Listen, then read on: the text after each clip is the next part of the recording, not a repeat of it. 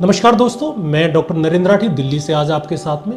आज हम चर्चा करेंगे, कुछ क्वेश्चन आए थे एग फ्रीजिंग के ऊपर में कि भाई एग फ्रीजिंग होती क्या है और ये हमें कब करा लेनी चाहिए और इसका कितना फ़ायदा है, कितना नुकसान। मैं सीधी भाषा में आपको यदि बताऊं तो एक डॉक्टर होने के नाते मैं आपसे यही कहूँगा कि 25 साल से लेकर 35 साल के बीच में आप पहली संतान कर लें।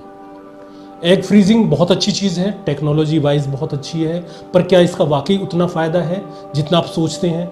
क्या आपको इससे उतना फ़ायदा मिल पाएगा? ज़्यादा डिले मत कीजिए। संतान 25 से लेकर 35 साल के बीच में पहली संतान आप ज़रूर कर लें, फिर इसके बाद में चाहें एग फ्रीजिंग करा के आगे के लिए बढ़ सकते हैं। एग फ्रीजिंग होता क्या है मैं आपको छोटी सी उसमें बता देता हूँ। एग फ्रीजिंग में हम लोग करते क्या है, कुछ इंजेक्शन लगा के हम लोग ओवरी को स्टिमुलेट करके कुछ एग हम लोग 6 निकलें, 12 निकलें, 15 निकलें, कितने निकलते हैं, दोनों ओवरी होती हैं तो उसमें टाइमिंग जो होता है मेंसेस से शुरू करते हैं, कुछ टैबलेट देते हैं, टैबलेट देने के बाद में कुछ इंजेक्शन लगाते हैं 10 से 12 दिन तक। 12 दिन के बाद में फिर इसके बाद में हम लोग बेहोश करके वो एग निकाल लेते हैं और लैब में रख के उसको हम लोग प्रिजर्व कर लेते हैं। काफ़ी दिन के लिए हम प्रिजर्व कर सकते हैं।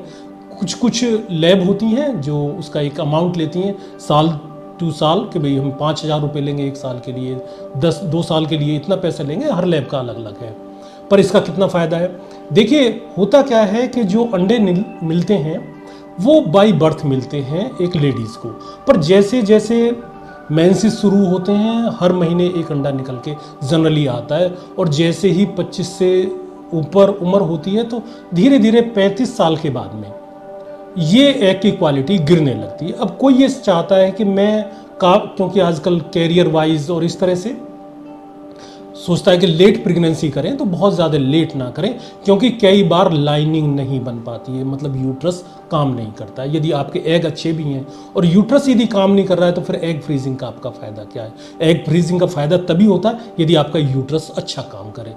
तो यदि आप पहली संतान, मैं आपको फिर वहीं ले जाऊंगा घुमा फिरा के कि आप पहली संतान जल्दी कर लें, और इसके बाद में यदि आप पहले भी एग फ्रीजिंग करा रहे हैं तो उसका उपयोग बाद में भी कर सकते हैं, ऐसा कुछ नहीं है।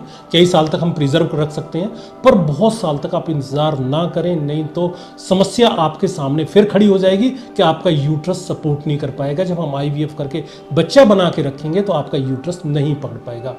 यूट्रस जो होता है गमले की तरह होता है, खेत की तरह होता है, जिसमें हम लोग बच्चा बना के रख सकते हैं। कोई सेंटर आपको ये दावा नहीं कर सकता कि बच्चेदानी बच्चे को पकड़ने की क्षमता जैसे जैसे उम्र बढ़ती है कम होती चली जाती है। कई बार हम लोग देखते हैं कि बच्चा बना के रखते हैं, 1 बार किया IVF, 2 बार किया, 3 बार किया, नहीं हो पाता है। वो इसीलिए नहीं हो पाता है कि यूट्रस की क्षमता कम हो जाती है।